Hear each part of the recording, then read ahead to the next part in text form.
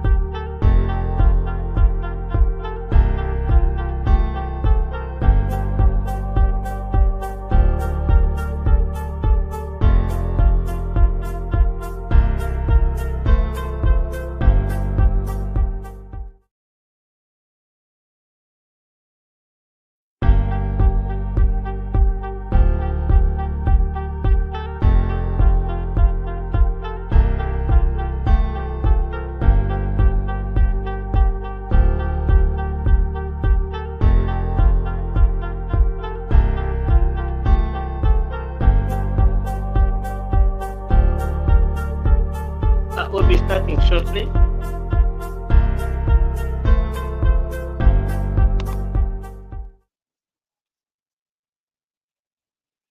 You're all welcome to this event. And this event is the meta-analysis of the US presidential debate that happened between the Democratic Party nominee Kamala Harris and the Republican Party nominee Donald Trump. And I would like to give a bit of background on why we're having this as a debate education institution. So I want to say that it is with great pleasure that I welcome you to this pivotal moment in the journey of Debate Institute Africa. Today marks the beginning of an important chapter as we embark on our first formal analysis of mainstream debating, a vital step in our mission to expand the culture of debating, not just in Africa, but also beyond Africa, but not just in classrooms, but also in the mainstream debate discourse that happens in the public domain. For years, we have worked tirelessly to spread the values of debate, education across the continent, fostering critical thinking, dialogue, and the skills necessary to sanitize public and constructive discourse. But today, we take that vision a step further. We are here to examine and engage with a wider world of mainstream debating, an arena where the exchange of ideas shape policies, perceptions, and the futures of not just people, but of generations to come. As a case study for this exploration, we begin with a meta-analysis of a key event in modern public debate, which is the US presidential debate between Kamala Harris and Donald Trump. As you could already know, America is known as the mother of democracy. We all know there are different mothers, but people know it to be the global policeman of democracy. And to that end, you could know of debate formats like the Lincoln Douglas that were born actually from mainstream public debate. And if you know the Lincoln Douglas debate format, which is now into mainstream debate education in the United States, it actually stems from public debate. So public debate and debate education have always had an egg and chicken relationship. For example, the Lincoln Douglas format was born out of mainstream public debate to debate education. But we've also seen formats which have raised debaters who then go to public discourse. So one feeds the other. And in this specific regard, we're going to look at how both are able to intertwine with each other. This moment in history leads us to understand the many dynamics of mainstream debate, the sharp clashes of ideas, rhetorical strategies, and the impact of public discourse on policy narratives. Our discussion today will not only reflect on content and strategies of that debate, but also explore the broader implications for debate as a tool for public engagement and political decision making. As we enter this discussion, we're also opening doors to the future of our institution, that is Debate Institute Africa, to ensure that we go beyond debate being just a skill, but as a form of intellectual leadership for human society. As we move forward, DIA aims to contribute to the evolving landscape of global discourse, positioning ourselves as a think tank where debate, research, and analysis converge to produce the nucleus that then shapes where the world is going. We envision a future where African voices shape not only local discussions, but also global ones. And by participating fully in these realms of mainstream debates, then we contribute to governance and the progress of intellectualism all around the world. In doing so, we acknowledge that mainstream debating has not just started and that it is the end that debate education seeks to advance. From the early debates in ancient Greece and Rome to the formal structures that are carved out of the Magna Carta of parliamentary and presidential debates, today this tradition has evolved in the era of social media, in the era of political polarization and populism, and we must face these realities still as we discuss this topic. Yet, even when these winds of change have come, at its core, debating has remained a tool for expressing and containing diverse perspectives, challenging the assumptions beneath the ideas we hold, and that normally has an intention of ensuring that people reach new understandings for the ideas they hold, but also to shape the kind of political decisions people make as they belong to their democracies. We stand at this intersection of tradition and culture, and we want to carve out a future where Africa is not just a recipient of civilization, where it can also contribute to this civilization as it shapes up. As we begin our analysis today, I encourage all of us that are tuned in or that will watch future editions to engage deeply and question freely and think broadly about these issues. And I hope that this does not just become a single event, that even in the year 2300, that these debates shall still happen at DIA. Now, if you watch the debate that happened between Kamala and Trump, you would have noticed that there are significant issues that were happening. And if you are so much into debate education, there were quite a number of what we call crashes, ranging from issues around healthcare, Obamacare, the handling of the COVID-19 pandemic, racial justice, abortion, sexual reproductive rights, and many other issues that our panelists are going to be engaging. My hope, dear friends, is that we're going to be able to break these crashes down as we review the ideological divide between the candidates and their political echo chambers on how they leverage different rhetorical strategies, different body languages to ensure that they can attract as much sympathy to their own camps. And it's also vital, dear friends, to notice that this very analysis will go just beyond analyzing who won the debate, but to what could have perhaps leveraged the. For example, we ran a poll on our social media platforms, and Kamara was winning all almost by 70% and above, 68 to 70%. One on Twitter, one on WhatsApp. And today's discussion will not just be one where I am speaking. No, we are going to be joined by three panelists, and the first panelist is Jibril Sekandi. Jibril Sekandi was the first debate Cranes captain of the 2024 Debate Crane Squad. He's a multiple award-winning debate champion and an emerging scholar in law, and we hope that his contribution will be very vital. The second is Xavier Arinda, who is the team leader with Debate Institute Africa, and we hope that his rich analysis into this specific issue and conversation will be very rich. The third is Joseph Tahinduka, who is the voice behind this opening, who is the fundraising lead of Debate Institute Africa. Now, I think let's dive in by getting the opening statements of the panelists. Jibril, do you want to start by giving us your general opening statement, and then I will call you forward to discuss the clash which you'll be leading on. Okay, so good evening to you all. In 3 minutes. Okay, thank you for this opportunity. As mentioned already, my name is Sekandi Jibril, and a learning student at Macquarie University Law School. The key quotes that I will open with is that one of the areas in the passport of United States of America, a quote that says it is immigrants who brought to this land the skills of their hands and brains to make it a beacon of opportunity and hope for all men.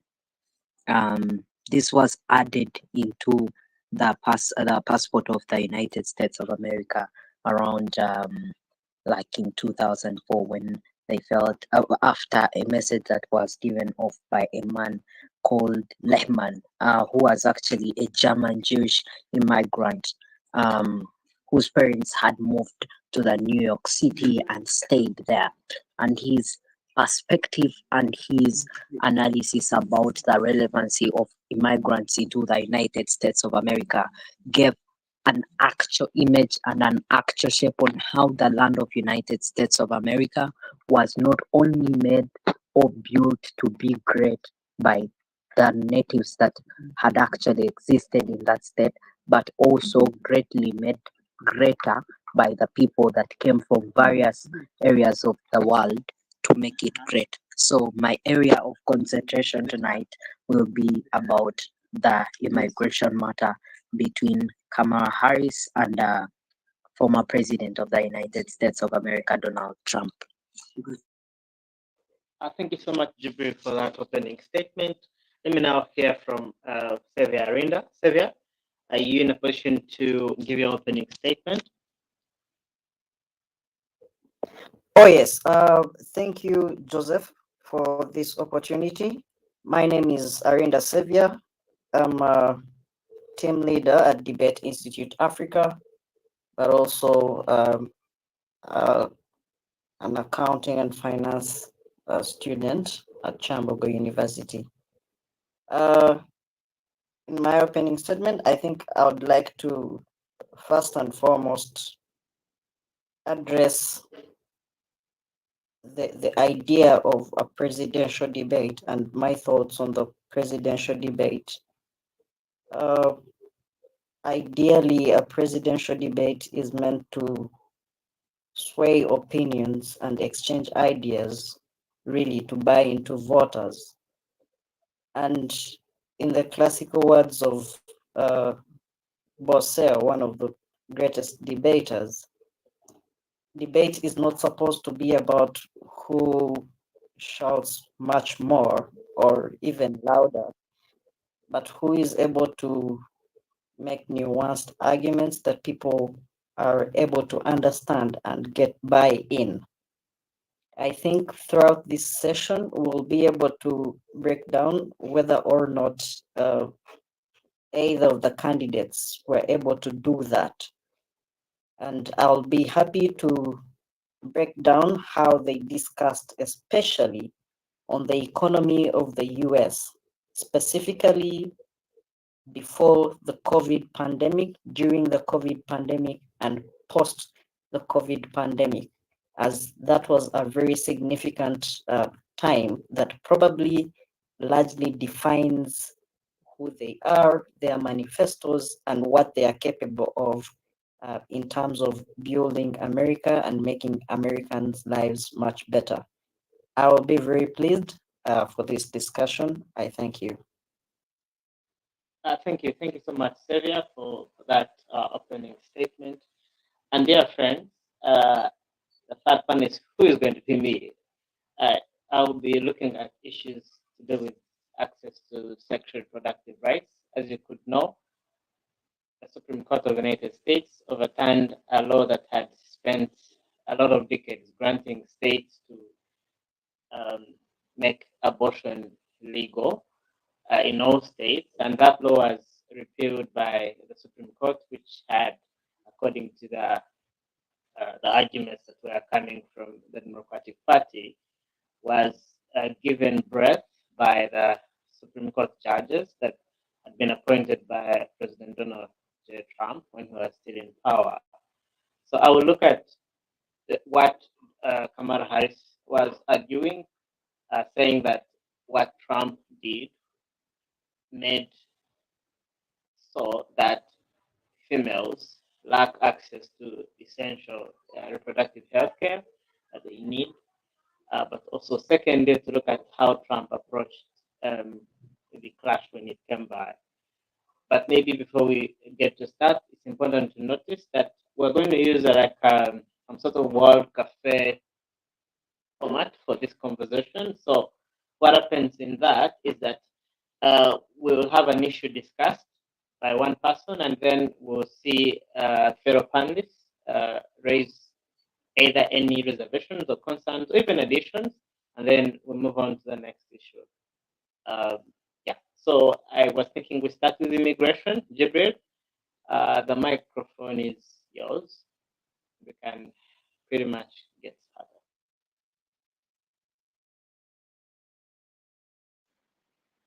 Yeah, okay. Yeah, thank you so much. You can for use this. around 10 minutes or thereabout. Okay, so everyone here or anyone listening in, one of course could have a question on what was really like the basic position of the two presidents as regards the matter of immigration. What could really be the actual problem that maybe is in status quo that maybe could have amounted to being like a big issue in this presidential debate? Um, Given how like the debate transpired or how it began, like anybody that really listened in, that Kamala Harris used like her skills of being like a lawyer to really like play around with questions and really move away and run away with them. And I think she kept on like digging a grave for Donald Trump every second a question could be asked. So even on this very matter of the migration, the question actually, the first question that came in to Kamala Harris was that had been probably like a very big problem of many people coming into like the United States of America, but when these people do not have like documents coming from different regions, and under the administration of the current like president, where she's serving as vice president, when the problem of the immigrants like really went out of hand, they decided to introduce like more strict policies. So the biggest question was that does Kamala like sort of like expect herself to put in place strict policies as regards reducing the number of these undocumented immigrants that are currently considered to be over 11 million.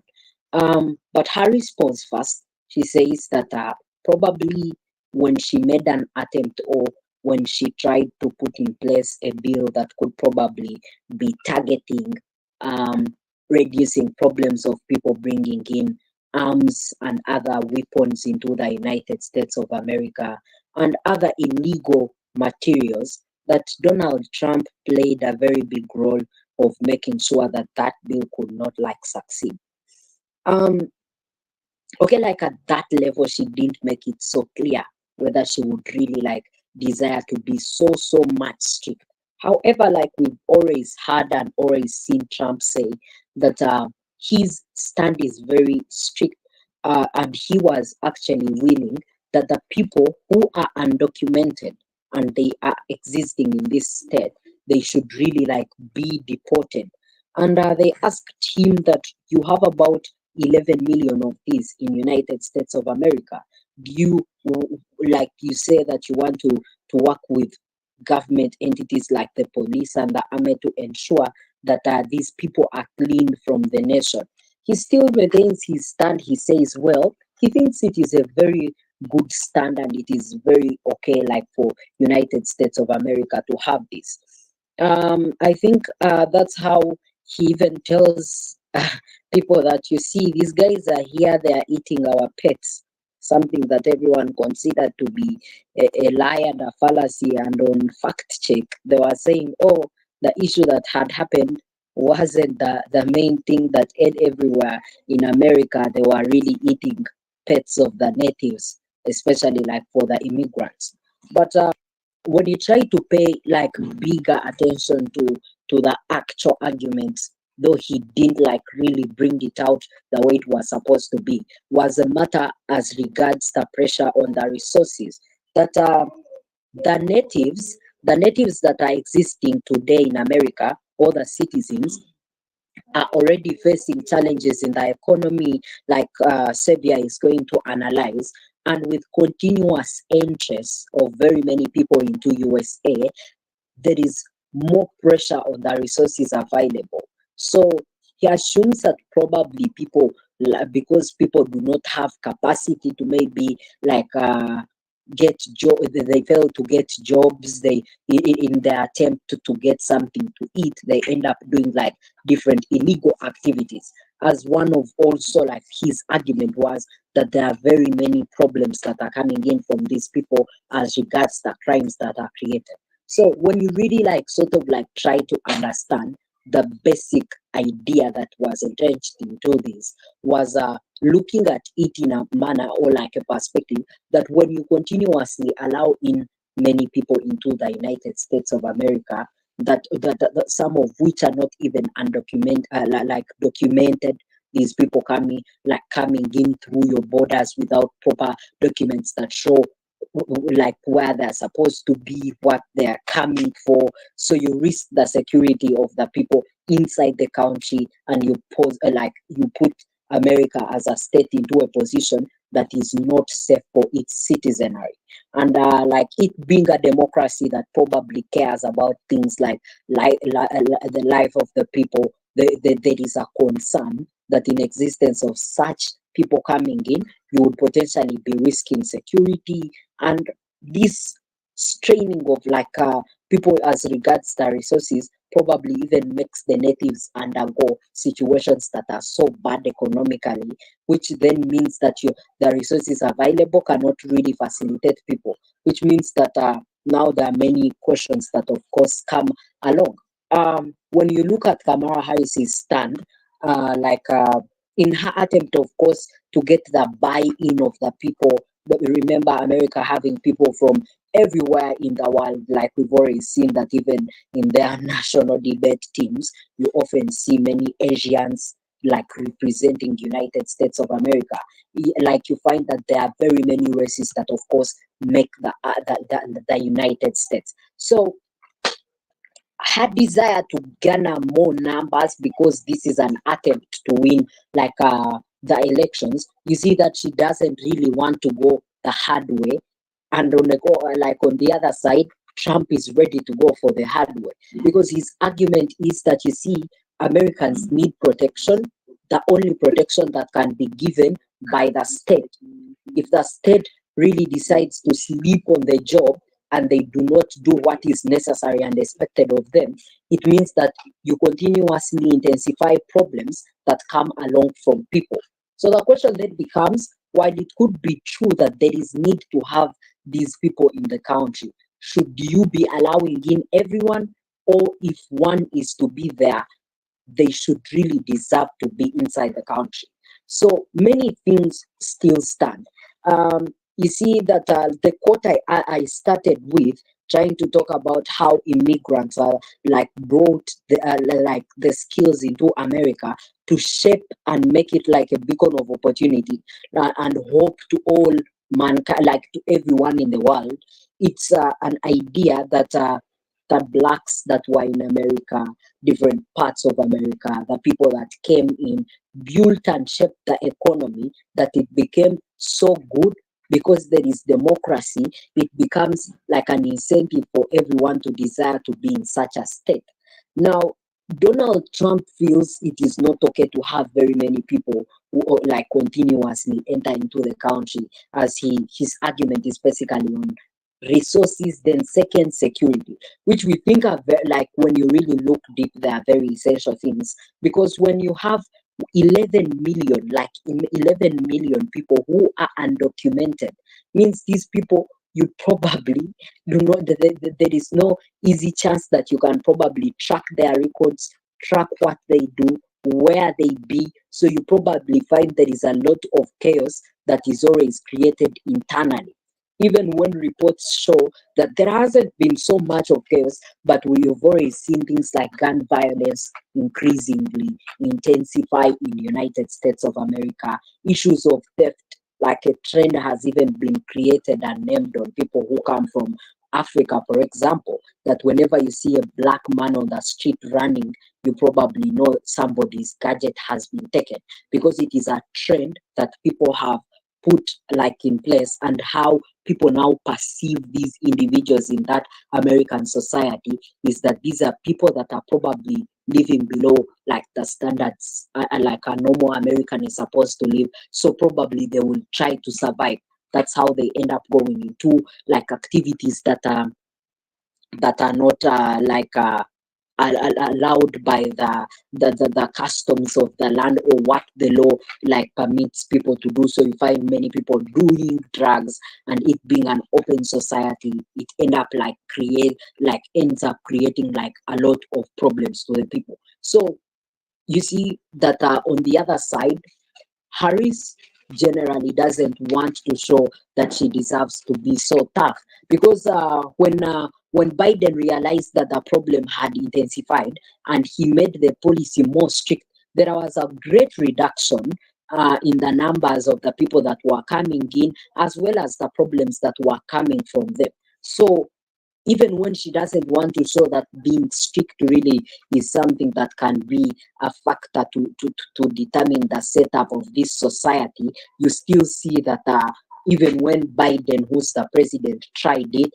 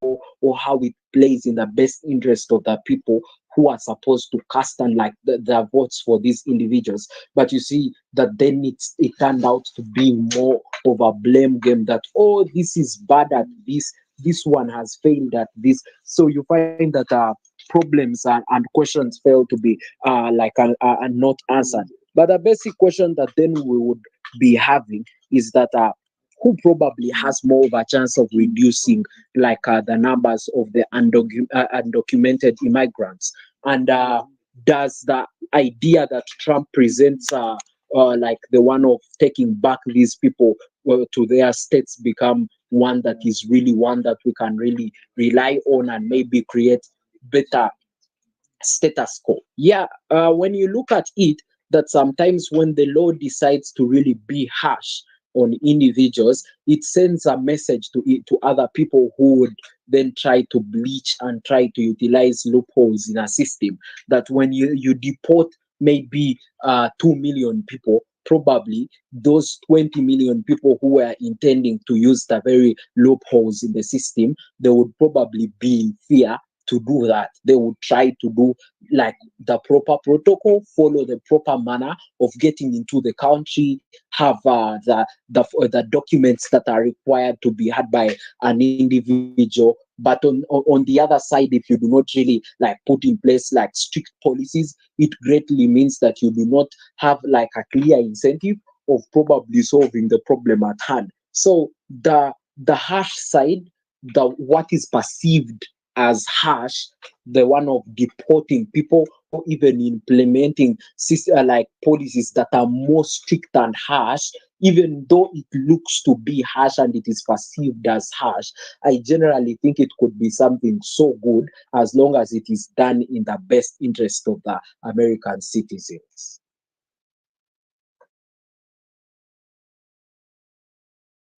Thank you, Jibril. I imagine that put that to a close. Thank you, though. I think that analysis is quite extensive. I'm going to ask whether Sevia has a rejoinder.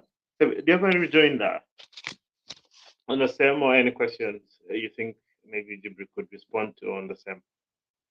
Then Um, I can before go to the second topic. Thank you, Joseph. I think Jibril has been quite extensive on explaining what the policies on immigration were. Uh, However, I think when it comes to, for example, the reaction from the population, especially in that regard, and the rhetoric that comes from Trump's camp on people being flown in from Africa, from Asia, and from our neighbors, and they are just joining our country. Uh, I don't think that the emphasis is on the idea that they are undocumented, because Trump's rhetoric has never been on the idea that they are not documented. Trump's rhetoric has largely been on the idea that they are coming from other areas and they are coming to our land. They need to therefore go back. Uh, in my view, I personally think that to an end, it might speak to a candidate that is really, really ready to protect and preserve America and the citizens and their jobs and all that.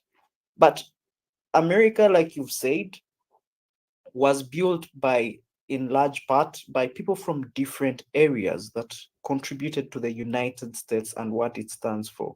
So I think that it really, really leaves a bad taste for people who feel like their roots do not particularly are not fundamentally from the United States.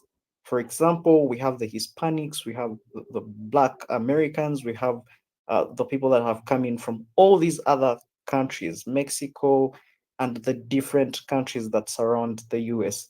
I feel like that particular set of electorate becomes a very, very crucial electorate that Trump might want to tap into and is possibly losing. That is my input.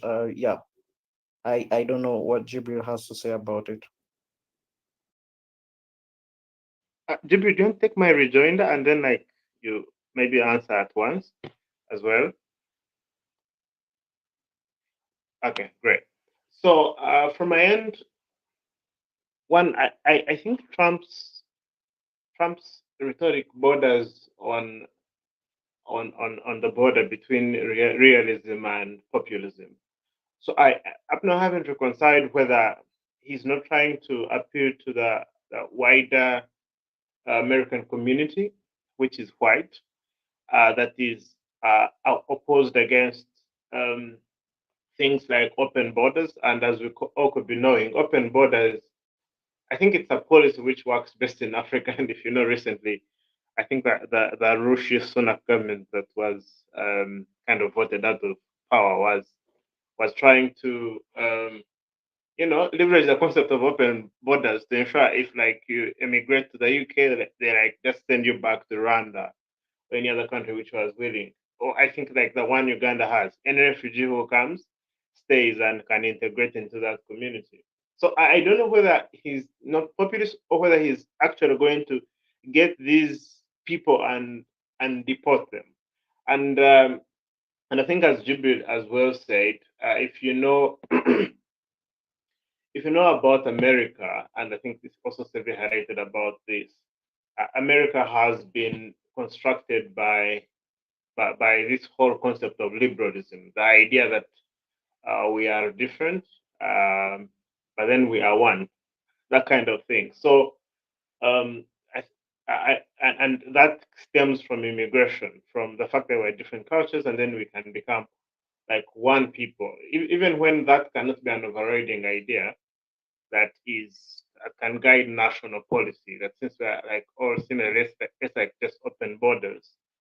I am particularly worried about the exact contradiction in a state which is grounded on things like slave trade, things like diversity, then sending people to the very graves which they were surviving in South America, countries which are run by gangs, where their leaders are just in the pockets of gangs, or countries like Venezuela where there's like hyperinflation. So I don't know whether a different approach doesn't have to be used in that specific regard. With regards to that, so those are the concerns I perhaps have on whether Trump's rhetoric is not just populism, and on whether if he were to have power, whether he would take on such like a radical approach in terms of because you see with populism, and this is like one major critique of populism, it's that populists tend to propose simplistic solutions for tough problems, and the idea is to appeal to somewhat irrational critical mass of people who are able to just buy into the rhetoric. Yeah. Let me push it back to you, Gabriel, and then maybe we can go to the second issue. Okay. Thank you so much for that like input and the questions. Um, I think generally I will start with like trying to interpret what the slogan that Trump often uses as "Make America Great Again." Uh, the truth is, many people have characterized Donald Trump as an actual threat to democracy and the principles and what one would consider as democracy.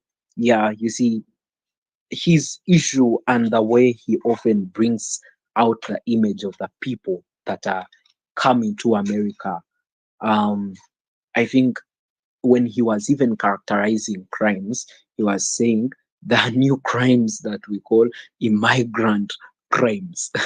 So his sort of like idea is that by his attempt to get the buy-in of the Americans, the bigger population, like Mr. Tahinduka said, those that are probably white, is by showing how bad those that come into the nation are probably are. That's why when he's analyzing, he never talks about the people that come from good states and probably contribute and add value to America. All he comments about are people who come from states that probably have, like, maybe people who do drugs or people who are under bad leadership, and he probably assumes that when they come from those areas and come to America, they probably carry the same character into America. Which I think, like Xavier said, that even actually before I go to that is you see how Trump has always cautioned Kamala Harris's race by saying that, okay, you see now, some time back I thought you were this, then the following day you woke up when you were African, then the other day you, so I'm not sure of who you are. Like, he tries to bring out an image that Kamala Harris is trying to utilize the existence of different groups of people into United States of America, or the immigrant groups into like that come into America, to like get bigger numbers to probably vote for her. But his message is really a message that you would think it would not generally be good for a president of a state that assumes, or like, that is supposed to practice democracy at its best. That's it.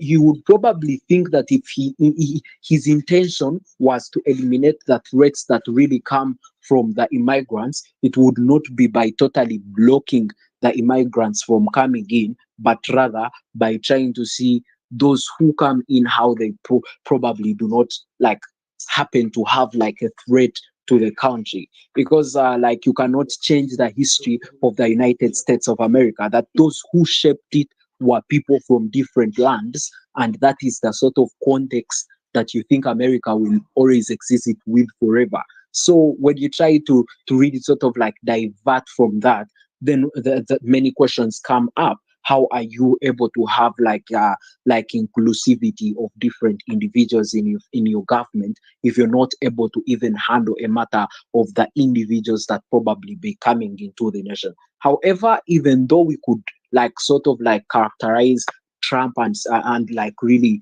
bring out his actual image and his actual rhetoric, how it's really like one that is disastrous and it is not like one that intends to solve a problem, you would probably also think that even on Kamala Harris's side, they really need to sit down and find a problem of how to maybe reduce the problem of those individuals that maybe come in and like are not documented, because it is some of those individuals are the reasons why then their opponent tries to utilize such an opportunity to characterize those who are even good to be bad.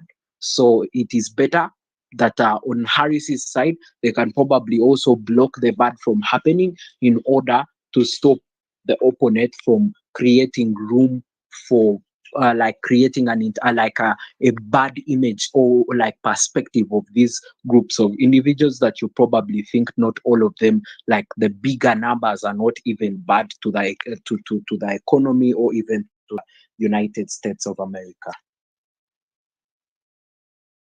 Or I think Jibril for that rejoin. And there's this, I think there seems to be a consensus of sorts that um, at its core, no candidate is providing a solution. Like, everyone is trying to play safe on this specific issue. And I think immigration, because in the undertones of immigration comes things like populism, things like um, trying to protect the national identity, the question of economics, and maybe we should try and author a policy paper on the same, on try to analyze how wealthy countries deal with immigration, because I think immigration has been an election issue in the UK, in Greece, in most of Europe, I guess.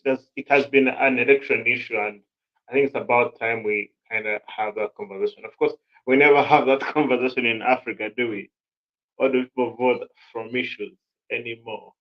I don't know. Maybe that future is coming, or maybe it exists and I don't know about it. Let's now pick the analysis of Xavier Arenda, with regards to the clash on economics. Xavier? Okay, thank you very much, Joseph, for the opportunity, and thank you, Jibril, for the good analysis on immigration. My analysis will largely be on the policies, the economic policies that were proposed by both Trump and um, Kamala Harris. First, I want to, like I earlier introduced, the issues really for this election are by large in part as a result of uh, the COVID pandemic, and also the reaction in regards to the war in Ukraine and Russia, and in Israel and Palestine, and the effects that they potentially have on the US economy. Now, Trump during his regime largely manned a very, very successful stocks regime. For example, the stocks grew during his administration, and the GDP also in part grew, but also there was a lot of, like, there was low inflation during his regime, and he probably had the lowest unemployment by current standards of up to like 3.5%. So I think that is the background that he uses as leverage, because constantly he will constantly, and this even happened during the debate, constantly reminding the electorate that this is what I did, this is what my administration did, and this is what they could do. And he references it with the Biden administration, which unfortunately was during, also took the hit of COVID, which probably accounts for the high levels of inflation that happened during his regime of up to about 21%. And there's a lot of issues that came with that, people losing jobs, and that level of unemployment increasing. So by and large, they were in recovery. And the problem with that is that uh, Vice President Kamala Harris was in that administration. Now, in the debate as it happened, I think it was on few moments where the emphasis, especially, which could have been strategic on President Trump's part, of emphasizing this was not Biden's administration. This was your administration in which you belonged, in which some of the policies that you took uh, were as a result of consensus between you two and the rest of the cabinet. And for the areas where there was that blame game, where Trump hinted on the idea that inflation was during your regime, which you in part commanded. Uh, we've seen Kamala Harris constantly, I think in like 3 interviews post that debate, she has emphasized, but I'm not Biden. I am not Biden. I am Kamala Harris. And there was a question actually that was asked: would you then go back on some of the policies that were implemented by Joe Biden? And she definitely had to toy around the question, but the emphasis was on, I am bringing something better uh, and different from what Biden had in store. But I think in instances where it plays in her favor, she has really kept the line going of the idea that we definitely had a good administration. Now, on the policies themselves, I think uh, the Kamala uh, administration, and her camp largely bases on what they have termed the opportunity economy. And this is what she tried to describe even during the debate, on talking about how I think her target was really in the middle income and low income households. I personally believe that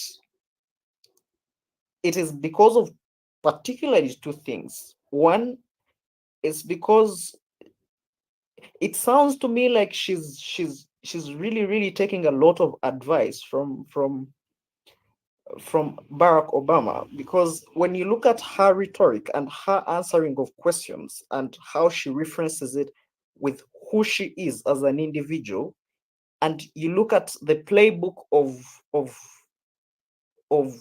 President Obama on the idea that we can all build together, referencing on the individual that is at the lowest point of the income gap. So you realize that it is the same playbook. She tries to uh, play around the same playbook, really, because most of the questions, and this is the problem, is that most of the questions that are asked, particularly on the economic policies, I do not think I have had exclusive explanations from Vice President Harris on the same.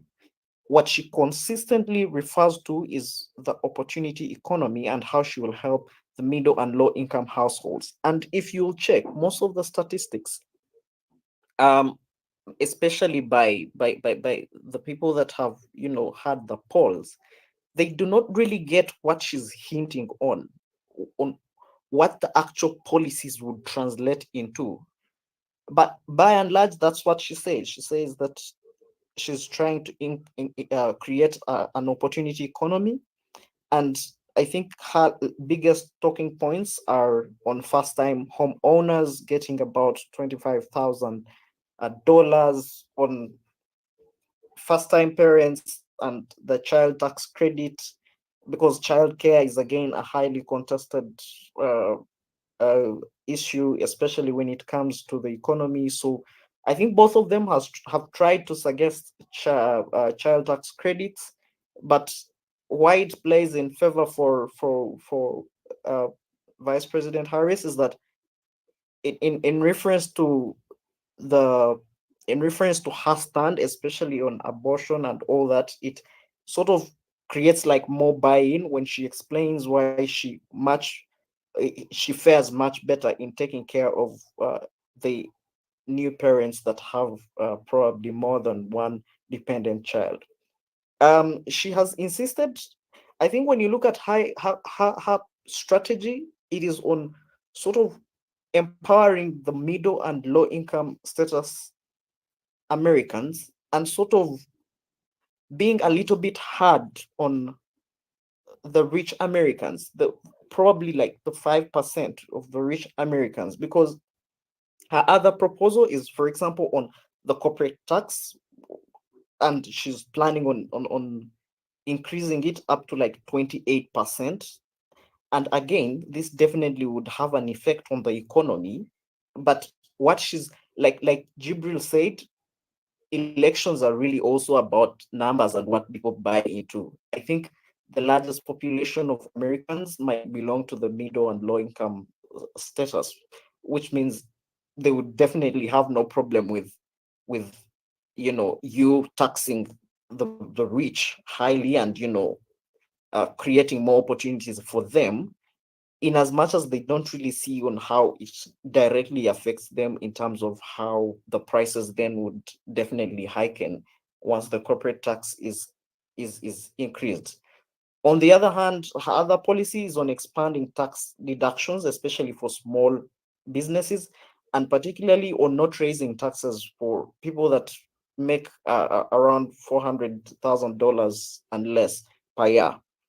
So when you look at her rhetoric and how she introduces all her policies, it is on the background that my mother was, a low income earner, and she was working and she was like a hard worker, and she did not have enough opportunities, which means I, I understand the things that you go through.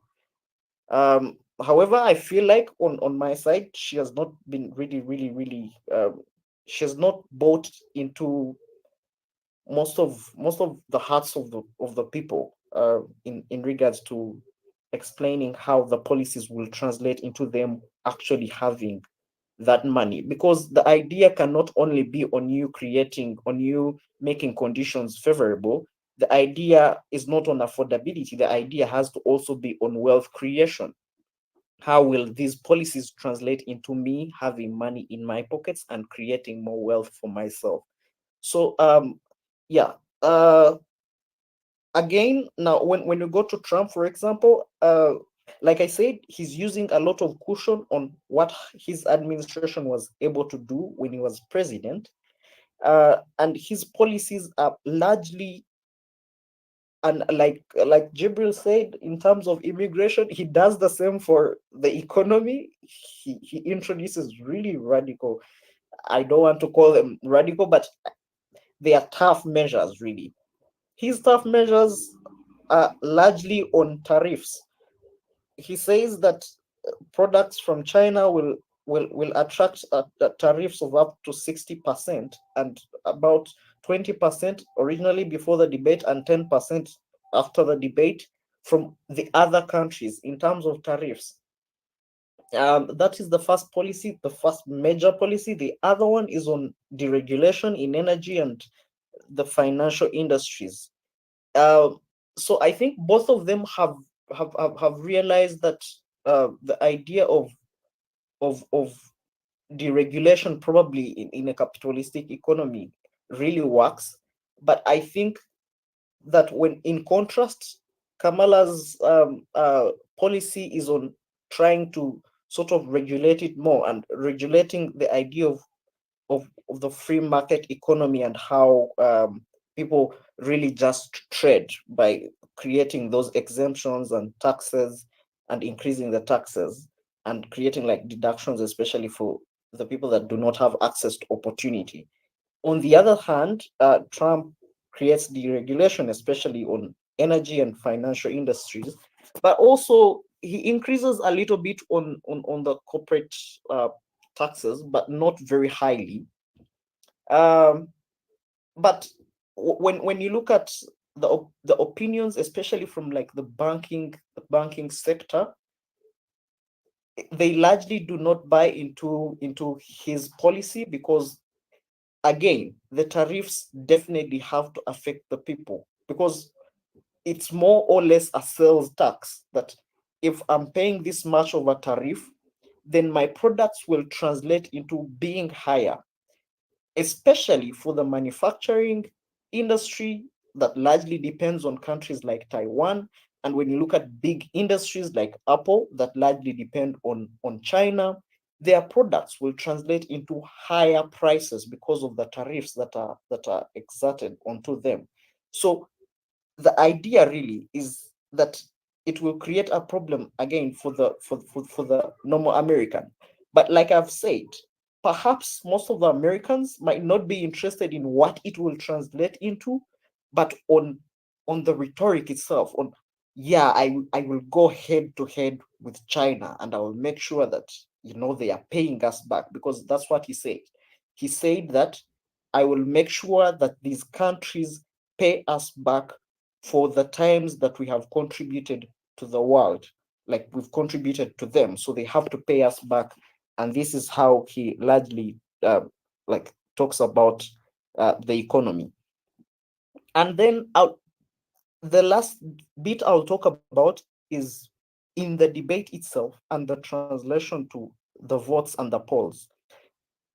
I don't think this debate was largely about any other states apart from the swing states.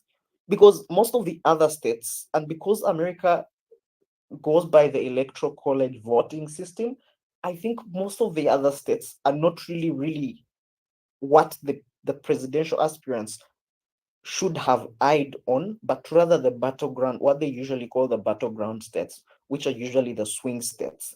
So when you look at the translation of their policies in the swing states, for example, when you look at Pennsylvania and Wisconsin and Michigan, you realize that what they call the blue wall industrial states, you realize that, for example, Trump's idea on largely creating a lot of tariffs for for the imports creates a problem for them because they are directly industrial states. They get a lot of their parts and their resources from other countries, and these countries therefore and this will create a problem for them. I don't know.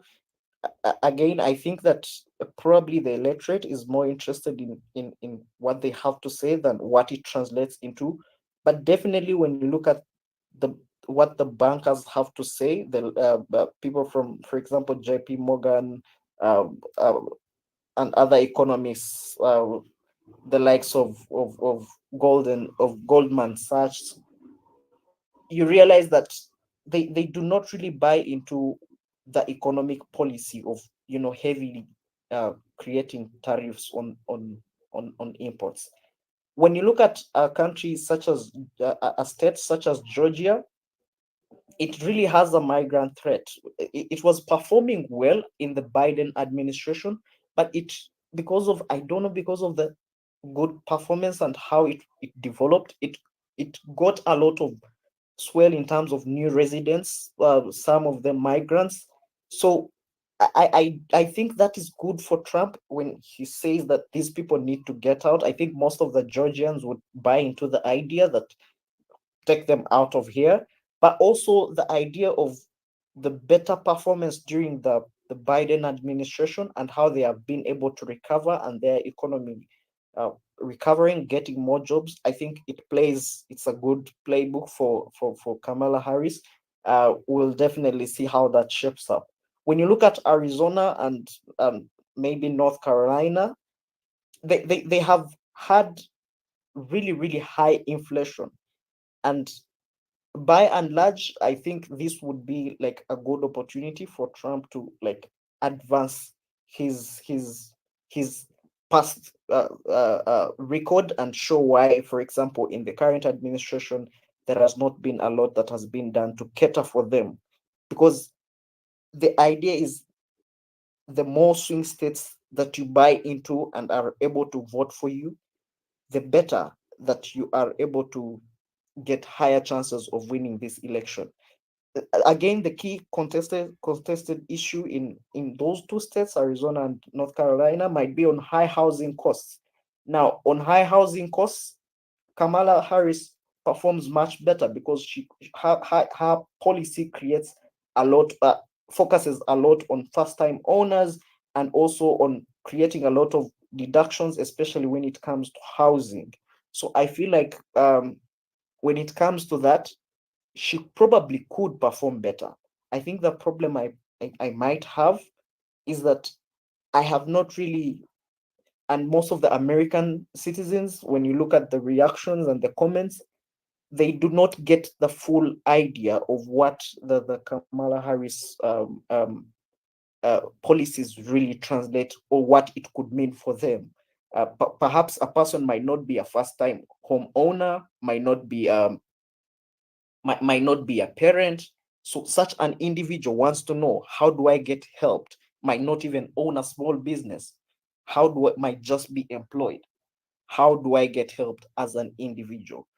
So I think for me, that was it. I think Kamala Harris's policies might have been good for the middle income and low income, but they're a bit vague. Trump's policies might be good in terms of sort of strengthening the economy and protecting the American, but I don't think that most individuals really buy into the idea that he will protect the low income earners and the middle income earners. I think most of the people, especially when you look at, for example, what what Obama was able to say, they think that he probably only cares about his rich friends. So again, we'll see how it shapes up. But yeah, I on my end, I feel like, especially when you look at the swing states, there is a reason why most of the swing states, according to the polls, they're still really undecided.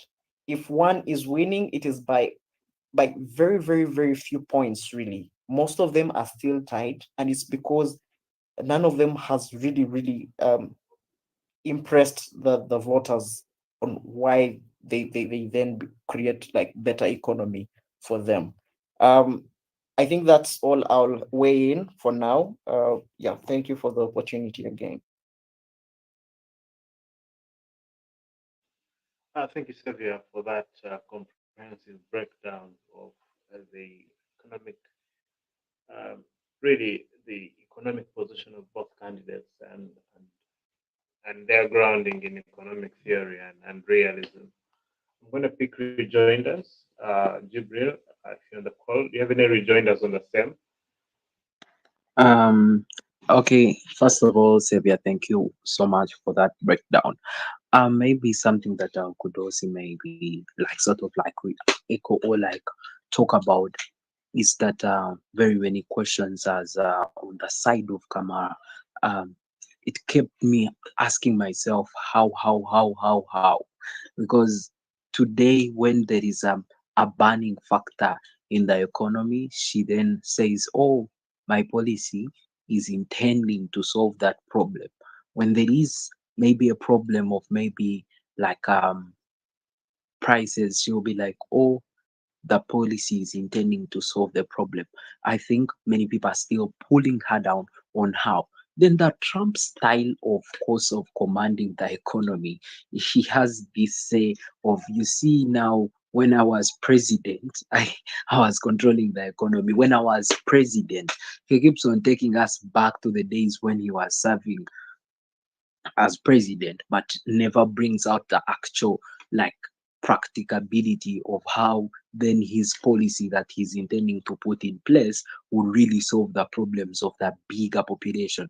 Because you see, it's something that is very essential sometimes when you're looking at an economy. You cannot sort of like ignore the biggest population of like the citizens that you have in your country, because most of the times as a policy runs, it's supposed to affect the low income earners, like Xavier was saying, the middle income earners and those at the top. So people are still unsure whether Donald Trump would really be targeting, positioning his economic status to be far way better and the people he does business with, or he would probably be catering for the problems of the local people. So the style of taking gas back to what he used to do in his regime and then something that he also, maybe the tricky thing that I also saw him bring about is that why hasn't Kamala Harris been able to maybe blend some of the ideas she's giving today in her manifesto under the government of Biden?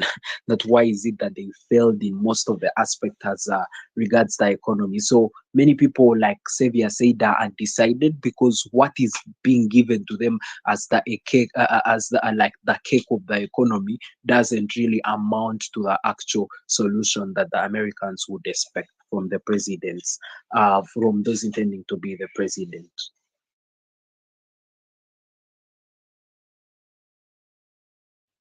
Thank you, Jibril. Maybe just to also give my rejoinder, and then Sylvia can close it at once. So uh, I have seen the response that came from Kamara on the question of inflation, because she tends to say, I am from a middle income family and stuff like that. And if you've read like basic framing theory, she was like speaking like that. I think it's a course on ALX. That woman who speaks of frame something from a personal perspective, such that people can feel like they relate to you relate to the circumstance. But I feel like it was a rehearsed response, which did not provide like a realistic solution. So it's not like emotions are not like an appeal to emotion is not a solution. I know. I think former presidents have used that kind of idea. You talked about Obama and others who try to humanize the conversation, but I think it goes back to what exactly is she going to do to deal with this inflation question. And I felt like I haven't had any substantial plan from an economic perspective, because all she talks about is handing out checks to women who have given birth to working class women, to that kind of thing. Or I think the other idea was taxing the rich, making sure they pay what they deserve. but it's not substantiated. It is still rhetoric. It's still it's not a very clear plan. And again, still from Trump, I still hear the same rhetoric of I have had the best economy from the beginning of time to the end of time. Like they're all like they are all playing to the gallery, in my opinion. I haven't met something that is really clear saying this is America's problem. Here is where the inflation is coming from. Here is how I'm going to fix it. So it all looks like you're playing to some form of echo chambers that believe in certain issues. For example, Kamala appealing to these people who are struggling, and also Trump kind of playing to the gallery of I have had the best economy. I think he says since George Washington, he normally uses such platitudes. Do you want to have a rejoinder on that, and we see how to have the last issue closed? Oh yes. So I think I'll finish with what I had earlier talked about on what Bossel talked about debate, uh, especially on how he was criticizing. I think at that time he was criticizing the first Joe Biden and Trump debate. So he was emphasizing that debate should not be about shouting, but what you are saying. And I have had, I think, the biggest losers in this debate, especially when it comes to the economy and the economic policies, are the American citizens. Because, quite honestly, on my side, there was nothing that was particular, that was really nuanced, that could solve an American problem, but rather it was a little bit more rhetoric and playing the cat and mouse game, the baiting that Kamala Harris, because when you notice, every time she would try like introducing something, a concept, should bait Trump. For example, on on how to help the middle and low income status earners, she baits Trump on Trump will not like lose sleep over you as an individual. He's more interested in him and his rich friends, which is why he has cases to answer in court. You know, so trying to bait him to react on that specific issue that he has tried to dodge taxes and all this and blah blah, and he has his rich friends, but not really talking to the American people. Okay, yes, all those things had and taken note of. You as an individual, what are you presenting to the American people? And I have noted that there was she was planning on introducing more policies. I don't know whether they will explain much more whether they will be much more substantiated. But yeah, I agree with Joseph. I agree with Jibril. I don't think that she has really explained her ground very well on how she solves the American problem. I think Trump is really just more or less giving them the hope based on what he was able to accomplish, and not on what he can really accomplish right now in the current environment. But also I think that he has not fully explained the extent to which these tough policies, especially that clearly have an issue when it comes to tariffs, uh, would how he would solve, because it's not really about just creating a lot of uh, getting a lot of money from all those tariffs. There has to be an effect on, if you get all these tariffs, there has to be an effect on the pricing of the commodities as a result of those tariffs, and how he was going to like cater for that. So that is why, in my view, the biggest losers probably were the American citizens that had hope in the idea that this debate would probably create solutions and would probably create a candidate in their mind that they would be grounded on, with verifiable reason for voting that particular candidate. Thank you very much. Okay, thank you so much, Xavier. I see we are already past 9, but on the last issue to do sexual reproductive rights, I'm going to try and really be brief such that we are able to not overshoot. Oh yes.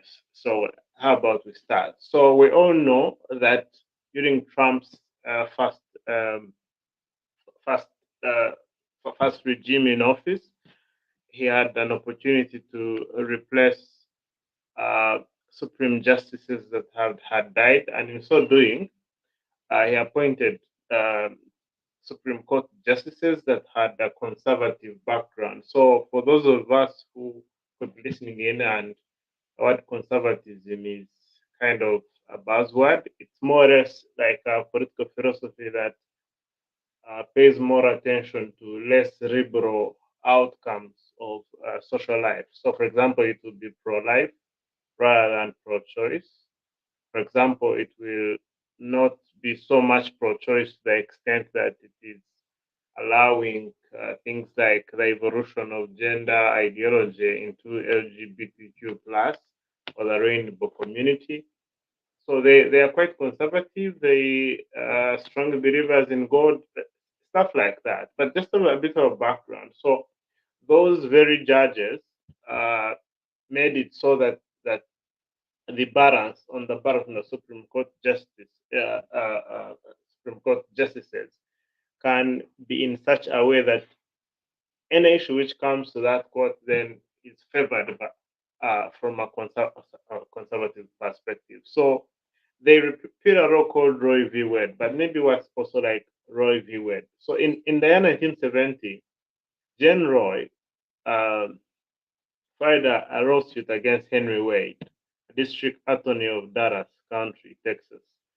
So they sought to challenge Texas laws that criminalized most abortions, and their argument was that they violated her constitutional rights.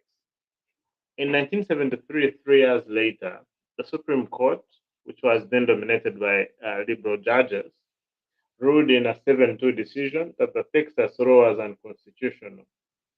The majority decision, which was authored by Justice Harry, then held that the right to privacy implied in process clause of the 14th Amendment encompassed the woman's right to choose to have an abortion. And they had guided 3 frameworks, and I'm going to kind of have a bit of a caveat on the third to show then how the debate plays into this specific regard. First was that in the first trimester that the state could not regulate abortion in that very trimester. Secondly, the second trimester, that still um, the state could impose regulations that are related to maternal health, and in the third trimester, the state could prohibit abortions except when necessary to protect a mother's right for health. Now we know like 2 scenarios, I think from social science and many public and available arguments that create exceptions for abortion in the event that you are raped, but also in the event that the mother's life is at risk. So if you had the debate, you had things like there are states that are allowing abortion almost after birth, and I think that's where I think the ABC News correspondent came in and fact checked Trump in real time that, of course, like abortion after birth, like it doesn't add up. Like it's just not logical. But the idea here, I don't know whether it was slip of a tongue or something, like allowing abortion almost towards birth, like literally when the child is fully sentient. So the debate is normally on whether that specific uh, whether that specific um, abortion that is being carried out is being carried out against a person or whether it is being carried out to a non-living thing. So the idea here is which life do we consider more, the life of the mother or the life of the child? Whereas some people say that fetus is not yet alive, and other people who are in the pro-choice road, they argue that that's the life which is under development. The contrast there is that a child of 2 has as much rights as another person at 40. One at 40 cannot be seen to be more of a person than the child. All of them have a life which needs to be protected. That's normally the argument. And if you watch podcasts like those that come from the Daily Wire, Jordan Peterson, those that are coming from most people in the pro-choice lobby, really, they tend to project this picture that this person like has a life, and as a result, that kind of life needs to be protected. So in so doing, those different candidates had different opinions on the same. From Kamara's position, she passionately defended abortion rights, asserting that the government should not dictate a woman's choices regarding her body. And I think that has been one of her campaign platitudes. If there's like an issue where there's like some form of advantage strategically, I think she's been really trying to press that particular part of Trump's wound.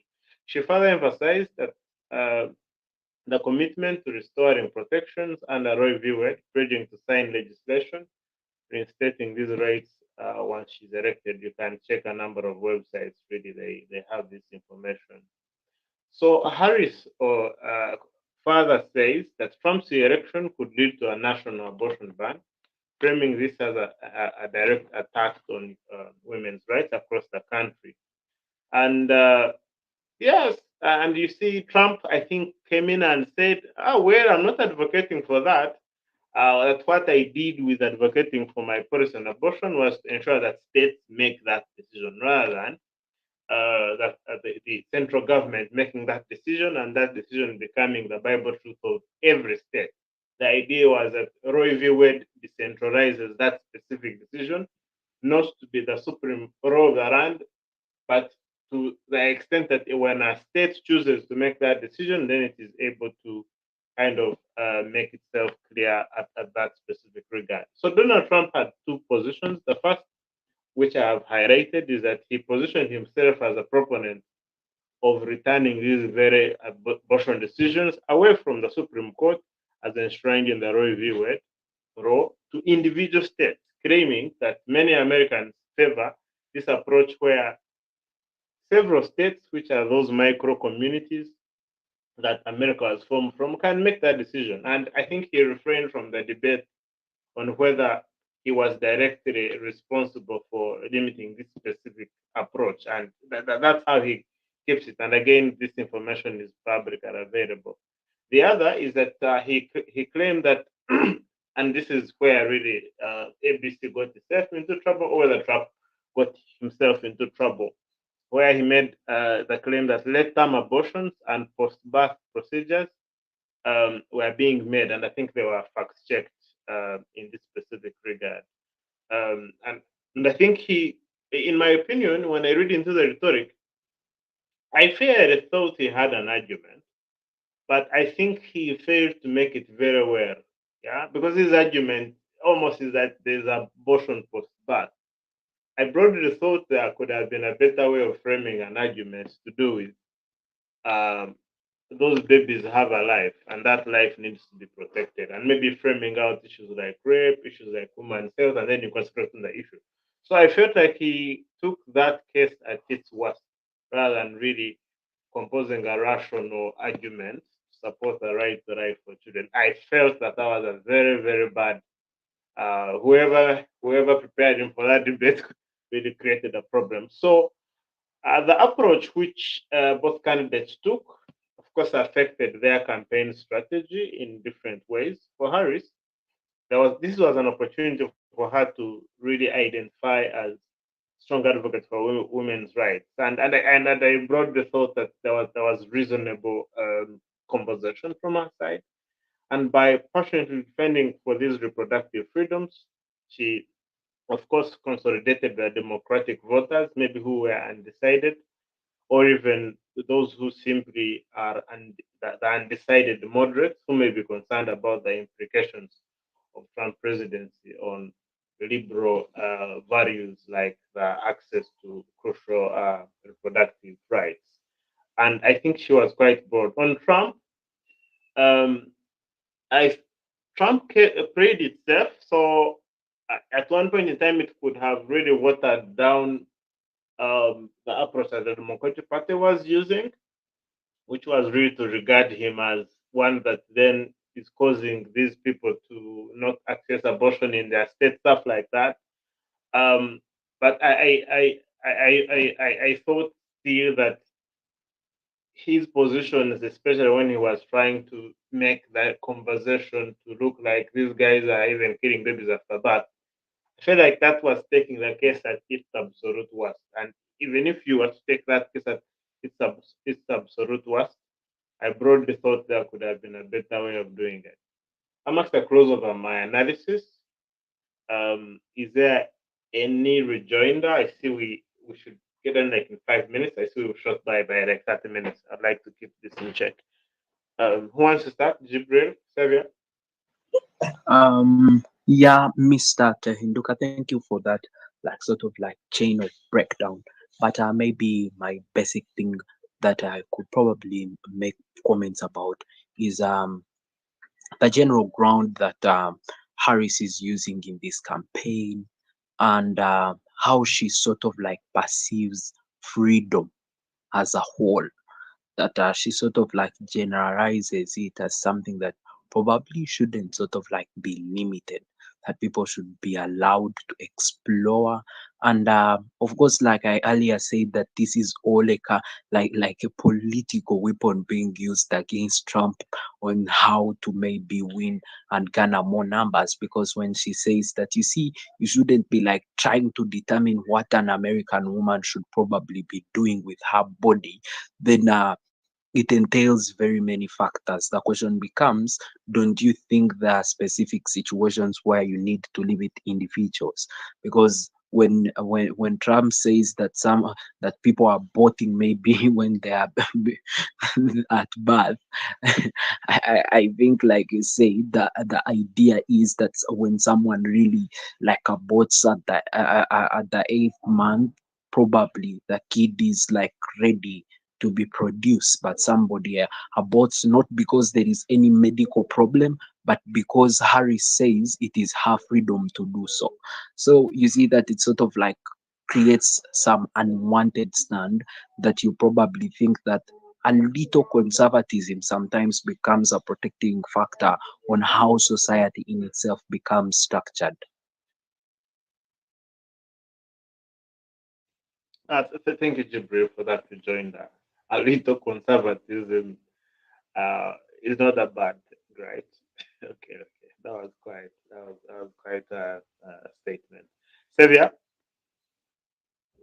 I think mine will really be short, and I think it will just play into what, in broad general sense, their campaigns have really been about.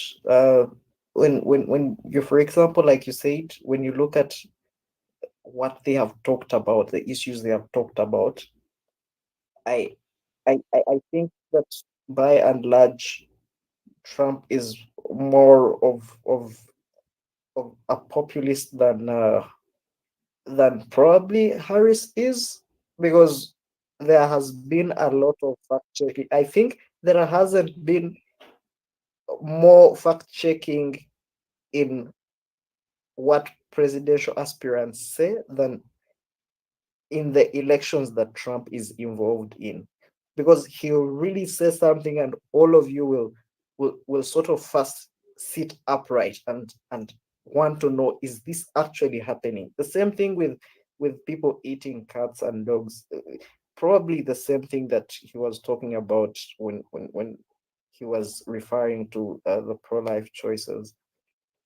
I think that Kamala Harris, as an individual, as an aspirant, again, I'll say it, I think she's not considerably playing into her position. For example, like you said, she really, really is towing the line of, I'm a woman, I know what women go through and what they, and probably it really buys into the female voters a lot.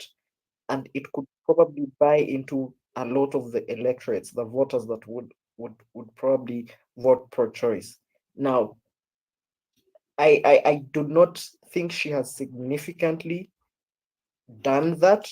I do not think she has significantly called out, because she attempted to call out Trump on, for example, the hush money and how he was, belittling women and all those things. But in terms of positioning, especially on this issue, I think she could probably do better. Yeah, and again, I think that probably the American citizens will decide on who their choice would be. As for now, especially on that issue, it's really still a 50-50 on what people could probably decide. Yes.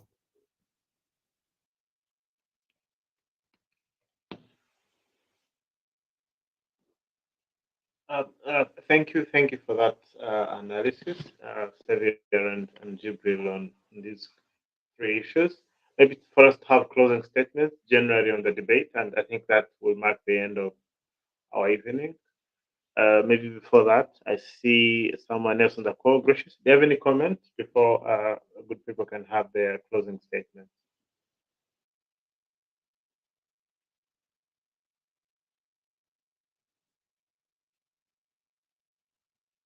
Gracious, are you in a position to speak?